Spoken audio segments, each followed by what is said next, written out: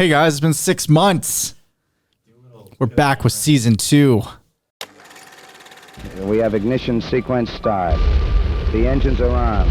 4, 3, 2, 1. We have liftoff. It makes people feel good to say they're successful, but productive is so much better. What does a win look like for you? If you don't know what a win looks like for you, then you're hoping to get lucky, and we all know hope's not a strategy. If you focus on money, you're never going to have any. And if you focus on people, you'll have all the money you need.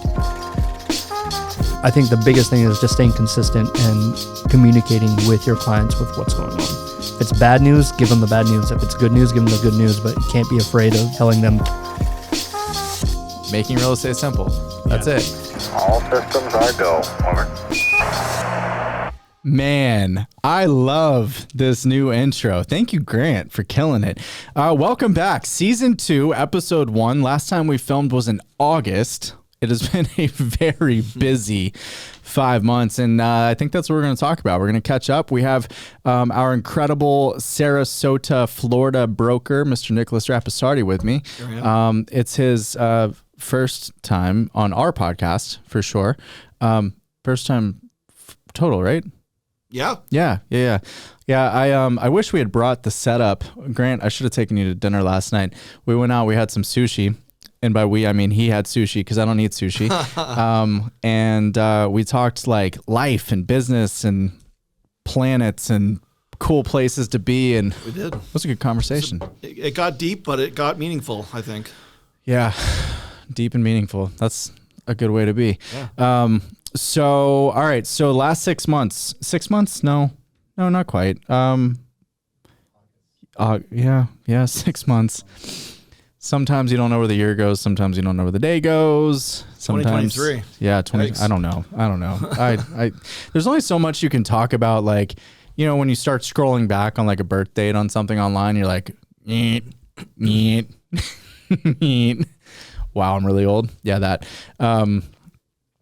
So yeah, since August, we have expanded into Florida, and it's been a learning curve, I think, along the way, which it should be. You know, if we don't know everything, and never will, but it's been cool. It's been interesting seeing the differences between states. It's been interesting talking about the similarities and differences in the market, and we have, fortunately, 2 markets that are highly esteemed and coveted across the country, Florida and Tennessee. Yeah. Nobody likes paying state income tax.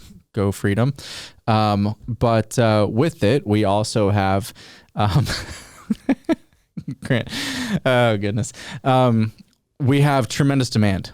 And in Nashville, we've had like constant, new jobs coming to town, new In-N-Out Burger just announced that they're moving headquarters, East Coast headquarters to Franklin. Wow. We have some new multi-billion-dollar Whirlpool or somebody, LG going into Clarksville. And then at our peak, we were averaging 89 people per day moving into Nashville. But I hear that Florida and Southwest Florida, defined as like Tampa to Naples, was like 1,000 people per day? Yeah, 1,000 people per day retire and enter Florida, and where they go is only determined by the stats we can That's crazy. get, but 1,000 people, new people into the market, into the state. God. And the west coast of Florida is kind of a new territory for a lot of people. Everyone knows, if you're from the Midwest, you go 75 south all the way to Naples. If you're from New England, New York, New Jersey, you go all the way south to down 95. That's not necessarily the case anymore. A lot of people are checking out the vibe, the mentality, the lifestyle, and they go to the East Coast and they go, let's see what the West Coast looks like. They go to the West Coast and they go, those sunsets hit different, don't they? Yeah. I mean, you can have breakfast in Fort Lauderdale. There it is. And have dinner in the Sarasota. Dream. Yeah. In theory. But yeah, no, it's been very attractive for a lot of people for a long time. And with, things change, but for the good. And they've looked at it and they said, now I'm going to retire. Or, I want to bring my family to Florida because the schools are good. Mm-hmm. And there's a lot of the age range and the demographic is it's not selective. It's not just one. Yeah. It's not just, you watch Seinfeld from the 90s and you see that, only the parents would go to Florida. Yeah. Not the case. You have 2-3 generations moving at once sometimes. And, it's, we have a lot to provide. Yeah. That's great. crazy. 1,000 people per day. Yeah. So I pull up the MLS in Nashville, and Nashville has 19,000 realtors that sold on average, we'll call it 65,000 houses per year. Mm-hmm. And when I was down there with you in September, I pulled it up and there were 60,000 realtors in the MLS that had sold, I want to say it was like 360,000 homes. And that was just year to date. That was 9 months of the year. Crazy numbers. Yeah. And when agents hear it, they go, man, I want to be in Florida too. Sure. Because naturally certain parts of Florida, I think they're just going to name them like Nashville, Florida. It's destined. Murfreesboro, Florida is Rosemary Beach. So yeah, those things. But I love the Southwest side. I love, I mean, I do love Fort Lauderdale, but it's a little too lively, perhaps is maybe a way for me to state that. For it's me, been there a while. I'm an old family man. So you go to Fort Lauderdale and it's like Lamborghinis racing at 3 a.m. But you go to Sarasota, you go to Lakewood Ranch, you get the cool vibe, you get the up and coming, you get all the positives without many of the negatives because you've got just a more relaxed, I think, environment. You have a chill vibe there. I came from New England. I'm an East Coaster, and my parents found Sarasota, and they asked my sister and I to come down and visit. And of course, it's February. I'm in Boston doing payroll, looking out my window. It's snowing. I'm like, I'll go to the beach. I'll come to Lido Beach. Yeah, for sure. But with the zero intention, I'm moving. And my sister and I looked at it and we go, we're close to our parents, and what would be the harm of coming down for a year and checking it out? And we've been there 13 years. So the vibe on the West Coast is definitely, it's inherently a more of a Midwestern vibe, but it's not aggressive, put it that way. Mm-hmm. People complain about the traffic sometimes. It's like, you guys just go to the East Coast or just go on 95. The roads are way better. The lifestyle's way better. It's just not as, everyone knows Miami. Everyone knows Fort Lauderdale. Yeah. And those places have a lot to offer, but we're starting to offer things that haven't been around, and it's a growing area. It's great. It's just, I can speak hours on, I won't, but it's on hours. You can do whatever you want, man. You're the guest. On where we chose it. We found it and chose it, and so many people do that. And being a transplant, if you will, to the area, helping people accomplish the same dream or goal is amazing, because I can relate to them as to why they should be here. And I welcome them to check out other areas. And I'm telling you, 95% of the time they come back and they go, this is actually the area we want to be in. Yeah. And it's, Lakewood Ranch, #1 fastest selling multi-generational community in the United States. Wow. Not just the state, United States. Wow. It's a shocking number and also a very wordy stat, but it's true. Yeah. And, the Villages has a lot to offer. It doesn't, not as close to the coast, typically an older demographic. For listeners, not as close, by the way, is defined as 20 minutes, ish. Yeah, right. It's not far either. No, you're 20 minutes to the beach. Yeah. If you want to be closer, buy closer. Yeah, go for it. Right. But, new roads are being built, and, coming down from Boston, we had parks and parking lots. Those were your open spaces. Coming down to Sarasota in 2009, looking at open land for sale, willing to develop, seeing the potential, I was like, I cannot not be here now to help grow this area. Yeah. There's a lot of people 200, 300 years ago, that 150 maybe, that grew Boston and built Boston and built New England. I looked at Florida and I said, I could be at the forefront of being part of building this area. Yeah. Now we have an 800,000 square foot mall at University Town Park. That is the largest to date luxury mall. Wow. A lot to offer there. New restaurants, I swear weekly. It's probably not. It's probably more monthly, but nonetheless, new places. Yep. One of the places I loved going to in Boston was Kelly's Roast Beef. Started in Revere Beach a long time ago. First beach in the United States, public beach. And great roast beef. And I'm driving by last summer and I see a sign for Kelly's. I'm like, no way. That's not the Kelly's I know. Yeah. It was. Oh, man. It is. And now I can go to, a 10-minute drive, go through the drive-through window and get the roast beef sandwich. I always loved living in Boston. They chose that area out of all places in the United States, not another location in or outside of Boston. Wow. They chose that for a reason. And a lot of restaurants and a lot of businesses choose our area for a reason. There's a lot of growth. There's a lot of potential. And it's super successful. Yep. And it's great. I love it. I love that. Yeah.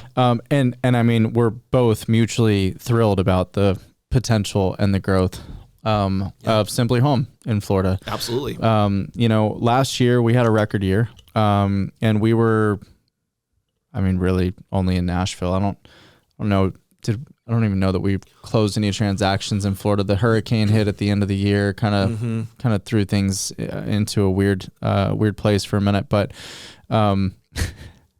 sorry, I'm laughing about the generator story we talked about last night. Oh goodness. Yeah. I remember my first hurricane. It wasn't that long ago. I'm a Hurricane Ian survivor. I take pride in that.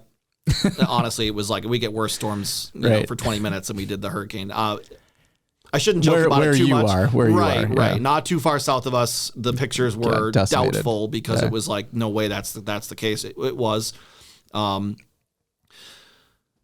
But we, a lot of people are displaced and in trouble and don't want to leave Florida. So they're going to end up coming up. So now you have from, Northport, Venice, up to the Tampa, St. Pete area, you have people coming up now that are saying, I'm going to leave. I'm done. But I don't want to leave Florida. I don't want to leave the West Coast. And that leaves us as an opportunity for them to continue to live the life that they love, just a little bit north. Yeah. So the little giggle there for a second was that Nicholas ordered a generator for his house. A couple days before the hurricane? 3 days before. 3 days before. Yeah. And the generator was delivered 12 hours after he got power back on. Yeah. So good times. So last year at simpliHŌM, just to recap, we had 2,700 homes sold in the Nashville market, about $1.3-ish billion in real estate sold. And naturally, the market went on a wild ride last year. We went, from 3% interest rates to 7.5%, affordability index from the most affordable to the least affordable in recorded history. And we really started to feel those little bumps in the road, speed bumps on a highway. It's kind of what it was actually like. In September is when it really started to hit. And so we had, September through December was just record lows in transaction count volume. But we still accomplished a significant thing last year. Now, rolling into 2023, obviously there's been speculation everywhere about what's going to take place, what's the market going to be like. I had a phone call earlier. Somebody said, hey, do you guys have any concerns of the real estate market through 2023? And I'm like, personally in Nashville, I feel like we're at the bottom as far as transaction count. I feel like we bottomed out in October when the affordability index was record. And in January, I never in my life thought I would say that January was up from September, October, November, December, but January so far is up. 2 houses sold per day, higher than each of those months, which is crazy, but it is what it is. But in Nashville, Middle Tennessee, we've seen a seeming stabilization of pricing, which is blowing my mind, frankly. My personal hope, and if you're listening, you disagree, don't send hate mail and don't shoot me for this. I personally hope that some of the projections of a potential 20% decline in values is accurate. That's my hope. In Nashville, we've fallen about 8%, give or take, from peak. Peak was in May, $495,000 peak, fell down. 460 was the bottom in November, but then it ticked back up in December. Obviously, we have crazy demand here. We've got all these jobs coming. We've got all these other pieces. Are you seeing a similar trend in Florida as far as peak in May-ish, big dip, and has it settled in? No, it has not settled in yet. One thing I wanted to mention that I think kind of blew my mind and may amaze everyone is someone had mentioned that we're not heading toward a correction. The price increases are the correction. Yeah. We've been undervalued, underestimated, and unrealized. And Sarasota is big for that. It's a very unrealized area that is becoming more and more aware among everyone outside of Florida. Yeah, it's an interesting perspective. It is. Yeah. It is. And I don't necessarily think it's wrong, because if people are coming from bigger priced markets, California, New York, New Jersey, Connecticut, obviously high taxed states, but the money's there. It's affordable for them. They sell their home for $3 million and they look at $1 million house and don't flinch. Yeah. And that's real. And the locals are going from 300 to $1 million going, what? How can we not sell? Yeah. My wife and I sold our house in Lakewood Ranch in July of last year. Yeah. We couldn't not sell it. Yeah. It was that nice. And the couple, I don't remember where they're from, but they didn't flinch at the price. So, I mean, right now, you have a consumer-driven reaction to, we have to get to Florida. There's so much more behind the scenes of buyers' motivation. Yeah, but I think we all know in the past year and a half why most buyers are entering the Florida market. And they have come, they've paid, they're living, and now it's kind of like, well, there aren't that many people coming down. There are, but they're not as motivated as they used to be. And I know that might sound surprising, but it really, I'll give you the honest truth of what I'm seeing. Yeah. But it's also a perception of what sellers think they can get for their home based on past results, which I cannot blame them for that, because it's data and it's real. But you go from 3 days on market to 45 days, something's changing. Yeah, of course. Right. So, but we all suffer from short-term memory loss, right? Where in the real estate space specifically, right? Everyone looks at it and they go, example here, buyers and sellers, they go, well, sellers, 6 months ago, my house was X. Mm-hmm. Well, it's not that anymore. Right. You give it 6 more months and they're going to forget that was ever a reality. Mm-hmm. It's like interest rates, right? Interest rates. 3%. Yes. What do you mean 3%? Yeah. Yeah. And then all of a sudden now 6 is normal and nobody flinches. Right. But realtors are having a hard time adjusting to it a bit. They are. Where they enjoyed that time. Yeah, of course. Yeah. You didn't. You didn't even try and you made $100,000, right? You didn't. Just make sure your email's on. Yeah. But now it's like, oh, wait, I forgot what this is like. Mm-hmm. And you go back to 2018, 19-ish, mm-hmm. right? And you look at 44 days on market and you go, we got a ways to go, right? Because 44 feels like a long time compared to 3. Sure. But it was 90. Going from, right, exactly. Right? Going pre-COVID, 30, 45 days was a typical average, healthy market a thing. And so it went from that to, wait a minute, 3 days on market. I list it Friday. Sunday, I can actually put a deadline, 5 o'clock, all offers. With 37 offers. Yeah. You sit down with your seller and you go through all of the pros and cons of each contract. You accept it. It's done. Forget about the marketing. Why market? You throw it in MLS. That's it. Yeah. And it quickly results in a very lazy habit. Yeah. Because I looked at it and I said, this is not going to be forever. But I sure as hell enjoy it while it lasts. I enjoyed it, but I know it's not going, I know it's going to go away. Yeah. And I know it didn't matter what we were doing in that market. It was just serving the customer and serving the client and getting them through the process, more transactional, to now I have to sit back down, which I was prepared for. Yep. I didn't see this lasting forever. I don't think anyone did. But sitting down with your buyer or seller now and explaining the process, going through what we are really in charge of doing, and that is serving and guiding the client and the customer and the buyer seller through the process that helps them reach their end goal. And it's not just like, oh yeah, I'll take the Snickers bar from the 7-Eleven, as opposed to like, let me tell you why you should probably get a Cliff Bar. Yeah. For example, and just it involves a lot more work. Yeah. And people don't, when you don't necessarily have to work as much as you did, and you're bringing in even more money, when that comes back around, who's going to be left? Yep. The hard workers.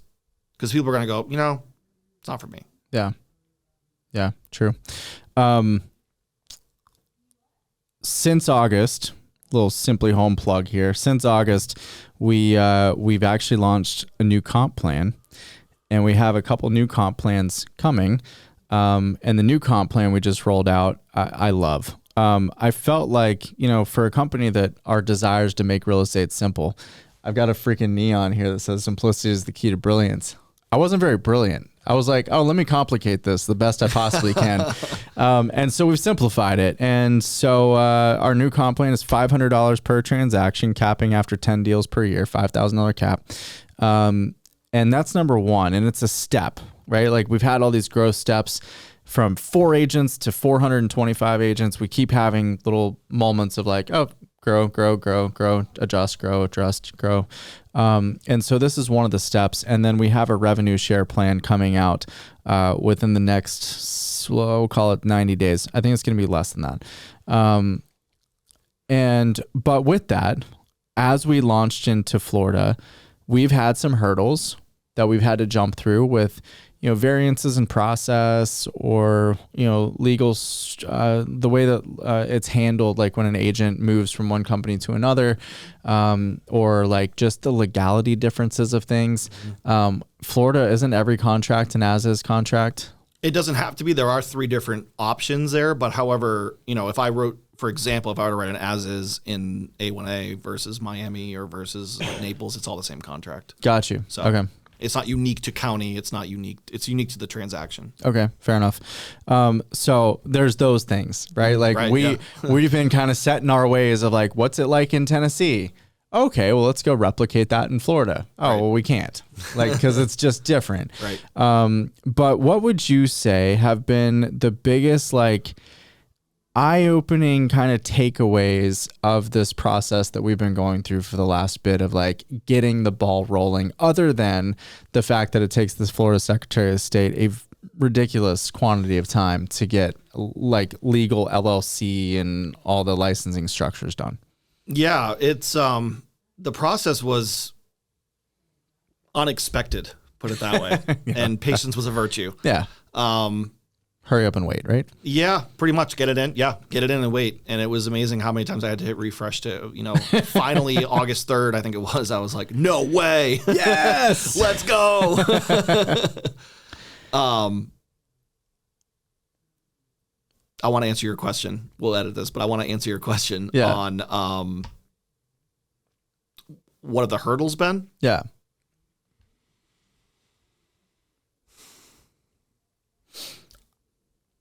I mean, I don't know if we've really, short of just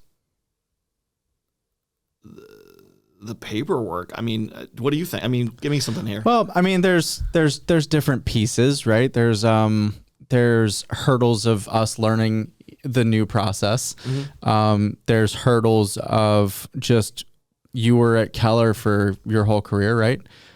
No. Oh, you weren't? I thought you were at Keller your whole career. Nope. 3.5. Oh, 3.5 plus years. Sorry. Okay. So there's different ways at different companies. Mm-hmm. And then, you come here and you learn the new ways, the way that we do it. There's yesterday you sat down with Handled and started working on like what does the contract to close piece look like from Florida's standpoint. So like from my side, I would say that one of the hurdles has been us just kind of learning Florida on the fly. And maybe from your side, it's us learning Florida on the fly is one of the hurdles. But there's also other challenges of like, you know, penetrating a market and getting people to know the brand or to understand what the brand has to offer when they have in Florida more choices than they do in Tennessee. That, you know, that there's a lot of different moving elements. All right, so I'll answer that question. I'll start it off with a joke. There are 2 licenses you get when you move to Florida: your driver's license and your real estate license. Fair enough. So, you know, one of the biggest challenges was really just kind of thinking on our feet. Like, we have to do this. Okay, let's do that. You know, is this right? Let's confirm that. Right. And that's been a challenge, but it's also bringing us to market. Yeah. Bringing us to market is never easy. You can tell your best friend who's a realtor that this is the best way to go, and they'll still go, we'll see. It's like, no, man. Yeah. You don't. So it's like, it's how do we translate what we have to offer, which, you know, being an experienced agent, knowing how a lot of these companies work, we do have a lot to offer, and we have a lot more to offer. So it's kind of like, how do we bring what we think is so obvious to someone who is possibly doubtful, maybe a little protective in their business, which is okay. But looking at, we're not really going to sell this to you. We're going to tell you that this is the right thing to do. And that is the difference between, let me sell you why you should join XYZ Realty, Right. versus you'd probably be better off doing this. Yeah. And this is why. And that's the learning curve that we're in the midst of, that we will eventually get raving fans that will go to bat for us and explain, maybe not even explain, maybe just say, hey, you know, you're my friend. Let's go. Yeah. Come over here. You don't like paying $21,000 a year for DocuSign? Right. Yeah. It's probably, you know, Yeah. here's the thing about real estate too, is that you can maneuver, you can move. Yeah. You can go. And a lot of the hurdles is, well, I have to change my email. Well, I have to change this. I have to change that. It's like, trust me, I've moved a lot of brokerages and I landed here for a reason. And the reason is that it provides me the tools, the support, and the resources that not only myself, but everyone that decides to join this great company deserves. And I've seen a lot of companies say, pay me or go somewhere else. And I don't like that. Yeah. It's big box store stuff. It's just kind of like, buy it or don't. Yeah. And I'm not saying anything bad against any other brokerage. It works for a lot of other people.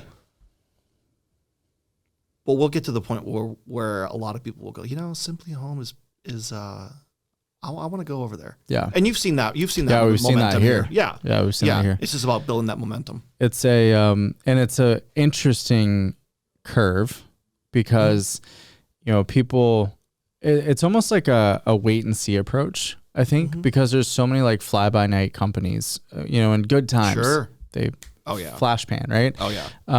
And it works for them, I guess. But because of that, the agent or whatever, and no matter what company, like, or industry, like think of like roofers, right? There's always a new roofing company chasing a storm. But how many roofing companies have been there to weather the storm? You know, the longevity matters. It does. Yeah. Absolutely. And so that's one thing that I think we've strived to do is build that longevity mindset of just like, hey, we're here for a long time. Yeah. So let's do this. But it's taken in Nashville, it's taken 4.5 years for people to start to get that message. But now that they see it and they've had like demonstrated success by other peers, now we're hitting this point of, I don't know, it's the thing that every realtor strives for. You go to where you're 100% referral based, where you're not chasing the online leads, you're not chasing this, you're not chasing that. You're not even having to host an open house if you don't want to. Right. The phone's going to ring. Somebody wants to work with you because they know you, like you, trust you. You're a household name. Yeah. And that's what we're striving to build here and across the entire country. But we're starting with Florida as the next step. And, you know, I love it. I'm thrilled. I love the challenge. I think that's one of my favorite parts of like building something new is you get out of that mundane day-to-day operational mind and you get into like let's go out and have fun. Like, let's make like this a belly-to-belly situation where you're just having true, honest, heart-to-heart, people-to-people conversations to find out where are you in your life, where are you in your goals, where do you want to be in your life, and where do you want to be with your goals, and how can I bridge the gap between where you are and where you want to be. And that's often lost too with brokers, is that brokers end up becoming kind of just like the license holders. They don't become the ones that you can call and rely on. Speaking from personal experience, and that's not who I wanted or am. Wanted to be or am. I am that person that you can call, and I may just say, "Hey, go to Home HQ." Yeah. Or call someone else on this. But the difference is that having me as your broker, I care, and I want you to succeed, and I'm gonna be there for you because I know what it feels like to not have someone there for you, not having your back, not giving you the information as possible, you know, as timely and I have a responsibility. Yep.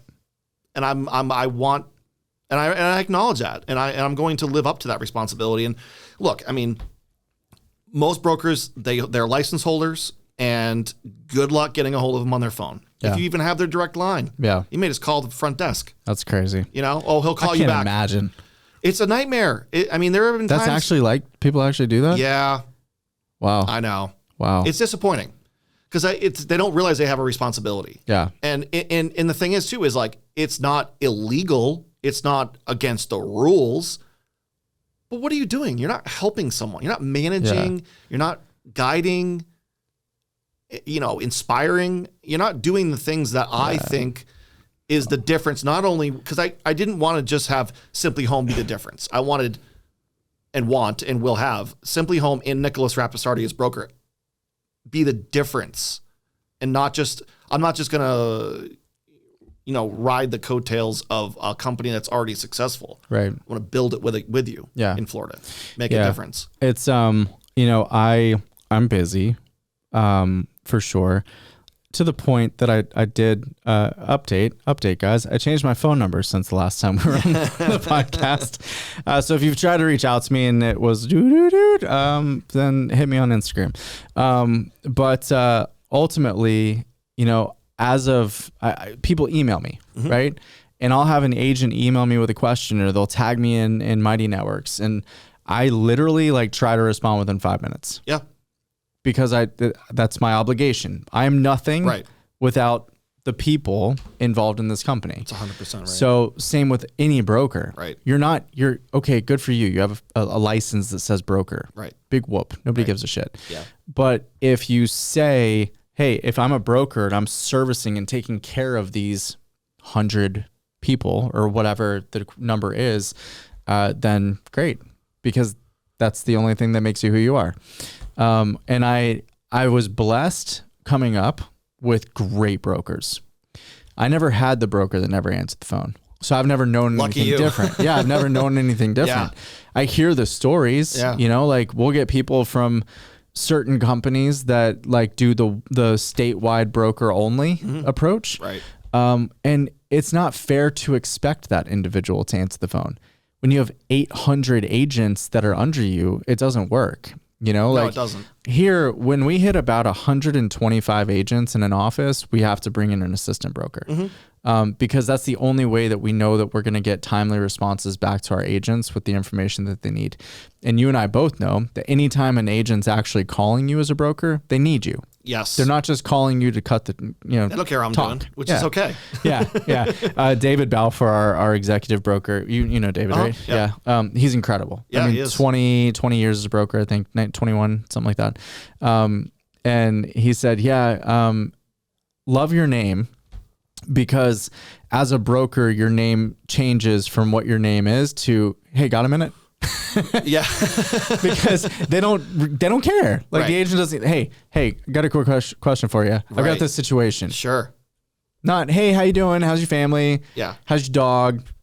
None of Which that. is okay. I mean, that's what we're there. We're not, friends are friends and business is business. Yeah. And you can blend them, which is, again, okay. But I mean, if someone's reaching out to you, they need you. Yeah, absolutely. And you don't also know the capacity of the need Yeah, until you talk to them. correct. I mean, even if it's a voicemail, it's still like, okay, they need me. They need my guidance. I like having that responsibility because I love helping people. Yeah. And people that are in need. And that's something that is a Christian value to me and a personal value, a family value. I like being there for people and I like having the answers. And if I don't, I'll find out. I can easily find out. Yeah. I'll help search that for them. But most of the time it's, hey, this is going on. How do I deal with this? Let me get you through. I like being there. Yeah. People first always. Yeah, Weird. always. Yeah. Treat What a people concept. with humility and generosity. Yeah. Right? I mean, it's just, they're on the wall for a reason, right? Yeah. I mean, it sounds like rocket science, but at the end of the day, it depends if you want to get up and do it. We're just on the rocket ship. That's all. Right. All right. So this is our first one back. We've got more to go in the future for sure. Yeah. Nicholas is here. He's here this week. We're going through some things, tightening things up, and helping prepare his rocket for launch down there in Florida. If you had some advice as a 13-year veteran and a broker in a cool state to give to the new agent entering the industry in today's market and economy and everything, what would that advice be? Don't fake it till you make it. Call me. All right. Good. I like that one. That's a good one. Yeah. Faking it till you make it on a contract will get you sued. It's a disservice. It's common. You probably. I mean, I might have just sent you on a loop on that one, but I hear it a lot, and I like it. Yeah. To be honest with you, I'm pretty. I'm an open book on a lot of that stuff, but I don't like. Why are you faking it? Yeah. Like, if you don't fake it, let me teach you. Ask me how to do it. Yeah. I'll tell you how to do it. Get the knowledge you need to lead. Yeah. Yeah. And advice to a veteran agent. Take a deeper look at what we have to offer. I think you might be surprised. Don't, take a step away from your business. A lot of agents want to work in their business, not on it. And that's the difference between a top producer and someone who wants to do a couple deals a year. Yeah. Or gets lucky and does 12 to 15. But I mean, take a deeper look at what we have to offer. Yeah.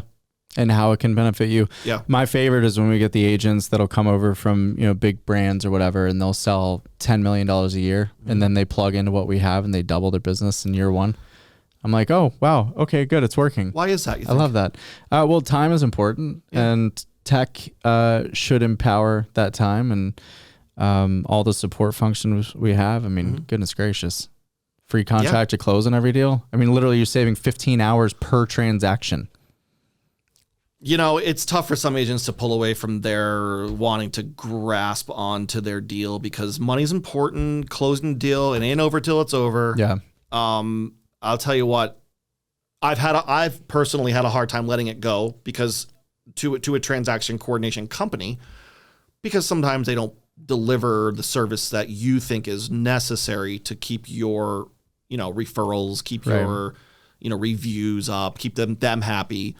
But I've let it go, and letting it go with our transaction coordination is, I mean, think about the amount of time you spend from executed contract to closing disclosure, sitting at the closing table. Yeah.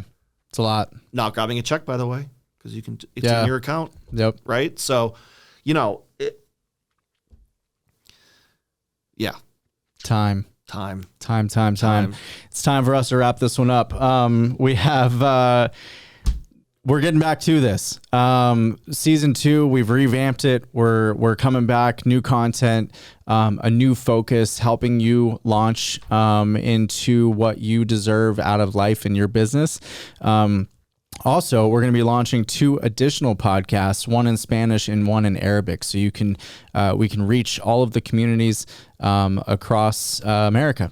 And that is that. Until next time, thank you guys for joining us. We appreciate you listening. Please be sure to click like, subscribe. You can find us everywhere you need to: Spotify, Apple, YouTube, anything, whatever floats your boat in the technology entertainment space. You can find us there. And until then, we'll talk to you then. Hey guys, it's Swy. Thank you for joining us this week, and we hope you got some useful information and we made your day a little bit better. If you're interested in joining the movement of realtors getting their time and life back, check us out at joinsimpliHome.com on the browser, at simpliHome on socials, or in the description. See you next week.